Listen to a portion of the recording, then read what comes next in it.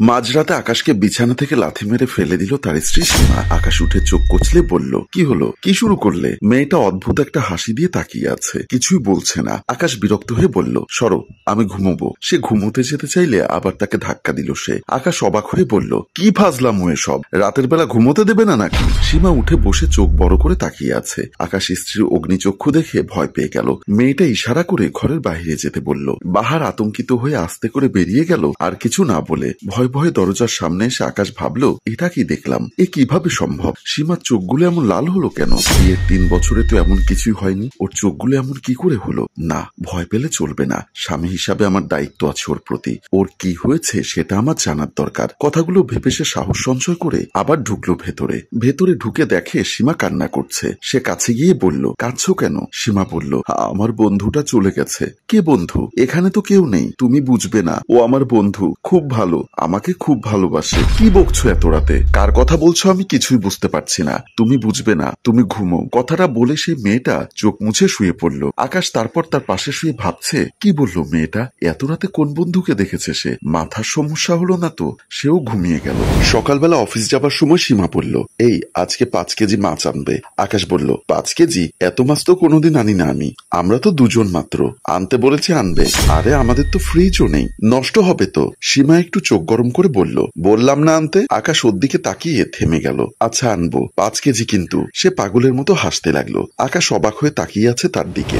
সন্ধ্যাবেলা আকাশ ফিরলে সীমা দরজা খুলেই বলল, মাছ কই? আকাশ একটা ব্যাগে গিয়ে দিল। সে ব্যাগটা নিয়ে বেডরুমের ভেতরে চলে গেল। আকাশ অবাক হয়ে ভাবলো, কি আশ্চর্য, মেয়েটা কাঁচা মাছগুলো বেডরুমে নিয়ে গেল কেন? এসব তো ফ্রিজে রাখার কথা। ব্যাপারটা বোঝার জন্য সে বেডরুমের দিকে পা বাড়ালো। বেডরুমের দরজা হালকা ফাঁকা করতে দেখলো মেয়েটা মাছগুলো মজা করে খাচ্ছে। সে দেখে আটকে উঠলো। তার ভীষণ বমি আসলো। সে আর দাঁড়িয়ে থাকতে না পেরে দৌড়ে চলে গেল বেসিনে। বেসিনে মুখে পানির ঝাপটা দিয়ে ভাবলো, এসব কি হচ্ছে? এই মেয়েটার উপর কি জিন ভর করলো? এমন আজগুবি কাজ তো কখনো করেনি সে আগে। তাহলে কেন এমন হচ্ছে?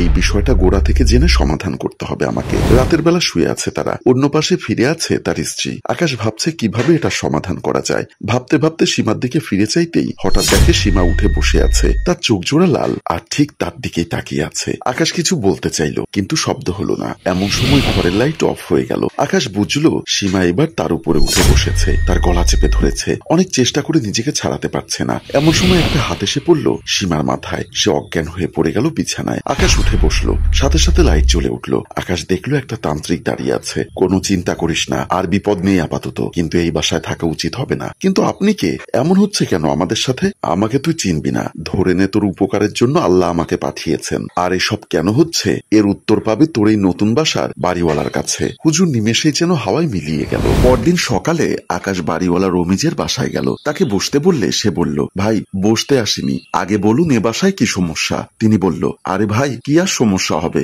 এ বাসায় কোনো সমস্যা নেই। নতুন বাসা নিয়েছেন, ভালো লাগলে থাকেন, না হলে চলে যান। শুনুন, আপনি যদি না বলেন তাহলে আমি পুলিশকে ফোন দিব, আর না হয় এলাকার লোকজন ডেকে আনবো। এলাকার হুজুর আসলে সব পরিষ্কার হয়ে যাবে। রমিজ কিছুটা ঘাবড়ে গিয়ে বলল, আচ্ছা আচ্ছা ঠিক আছে, কাউকে বলতে হবে না। আপনাদের যদি ভালো না লাগে চলে যান, কিন্তু কাউকে বলবেন না প্লিজ। আমার মান সম্মান চলে যাবে, ভাড়াও লাগবে না। আমি না হয় চলে যাব, কিন্তু সত্য না জেনে আমি যাব না। বলুন আমাকে, আপনি যখন জোর করছেন তাহলে বলি। শুনুন, 5 বছর আগের কথা। তখন এই বিল্ডিংটা দোতলা ছিল। একদিন আমি সিঁড়ি দিয়ে নামার সময় দেখি ওই ফ্ল্যাটের দরজা খোলা, আর সেখানে আপনাদের মতো স্বামী স্ত্রী দুজন থাকতো। স্বামী প্রায় ঢাকায় যেতেন কাজে, তাই আমি দুষ্টুমি করে বাসায় ঢুকে গেলাম। বেডরুমে দেখি ওনার স্ত্রী মাথার চুল আঁচড়াচ্ছে। তাকে দেখে আমি নিজেকে কন্ট্রোল করতে পারিনি। তাকে জড়িয়ে ধরি। সে আমাকে ছাড়িয়ে থাপ্পড় মারে। আমার আরো রাগ হয়, তাই তাকে বিছানায় ফেলে তার উপর ঝাঁপিয়ে পড়ি। কিন্তু মেয়েটা মারা যায়। তখন আমি কি করব বুঝতে না পেরে ঘরের ভেতর থেকে কেরোসিন এনে ছড়িয়ে দিলাম আশেপাশে। তারপর একটা গ্যাস লাইটার এনে জ্বালিয়ে দিলাম। পরে সবাই মনে করেছিল সিলিন্ডার থেকে আগুন লেগে মারা গেছে মেয়েটা। তারপর থেকে ওই বাসায় যত ভাড়াটিয়া এসেছে তারা আপনার মতোই সমস্যায় পড়েছে। ভাই আমি বউ বাচ্চা আলা মানুষ, আমাকে মাফ করে দিন। আমাকে পুলিশে দেবেন না। ছি, এমন একটা জঘন্য কাজ করে বসে আছেন, দিনের পর দিন পার করছেন পরিবার নিয়ে সুখে। আর ওই মানুষটার কি অবস্থা হতে পারে এখন, যে স্ত্রী হারিয়েছে, সন্তান হারিয়েছে, বাজে বোন হারিয়েছে। আপনি মানুষ না, আপনি পশু। কথাটা বলে আকাশ চলে গেল। ঘরে এসে সে দেখলো তার স্ত্রী গুনগুন করে গান করে বিছানা ঠিক করছে, ঠিক আগের মতো স্বাভাবিক। সে কাছে যেতেই বলল, এসে গেছো, চা খাবে? আকাশ বলল, সীমা আমার পোস্টিং হয়েছে ঢাকায়, চলো আমরা ঢাকায় ফিরে যাই। এই বাসা আজই ছেড়ে দিব বলেছি। সীমা বলল, এক্ষুনি চলে যাব? আচ্ছা ঠিক আছে, কিন্তু না, আমরা আজই চলে যাব। আচ্ছা, আমি গোছাচ্ছি, কিন্তু একটু তো সময় লাগবে। এসেছি তো 4 দিন মাত্র, বেশি কিছু তো বের করিনি। বাহিরে যা আছে তা সব আবার প্যাকিং করে রেডি হও। রমিজউদ্দিন সোফায় বসে ভাবছে, আমার আসলে খুব ভুল হয়ে গেছে, মেয়েটার সাথে খুব খারাপ করেছি আমি। তখনই আকাশ আর তার স্ত্রী আসলো, বলল, আমাদের সব গাড়িতে তোলা হয়ে গেছে, আপনি আপনার বাসা তালা দিয়ে দিবেন, আসুন। আমরা গেলাম, তারা চলে গেল। রমিজ তালা দিতে গিয়ে রুমের দরজার সামনে আসলো। হঠাৎ কেমন যেন একটা অনুভব করলো সে, তারপর ধাক্কা খেলো। বাতাসের ধাক্কায় ভেতরের রুমে ঢুকে গেল। তারপর সে সোজা বেডরুমে চলে গেল। তারপর এসে কেমন যেন বিশ্রী গন্ধ অনুভব করছে সে। হঠাৎ তারপর পাশের একটা ভুতুরে হাসির শব্দ আসলো। সে তাকিয়ে দেখে সেই মারা যাওয়া মেয়েটি। সে হাসছে, তারপর চুল খোলা, হাওয়ায় ভাসছে। হঠাৎ মেয়েটি অনেক রাগ করলো বলে মনে হলো রমিজের। রমিজ বলল, আমাকে ছেড়ে দাও, আমি ভুল করেছি, স্বীকার করছি, আমাকে বাঁচতে দাও। মেয়েটা ধীরে ধীরে তারপর তার কাছে চলে এলো। রমিজ আকুতি মিনতি করেই যাচ্ছে। মেয়েটা বলল, তুই আমার জীবন নষ্ট করেছিস, আমাকে কি বাঁচতে দিয়েছিলি? আমি কেন বাঁচতে দিব?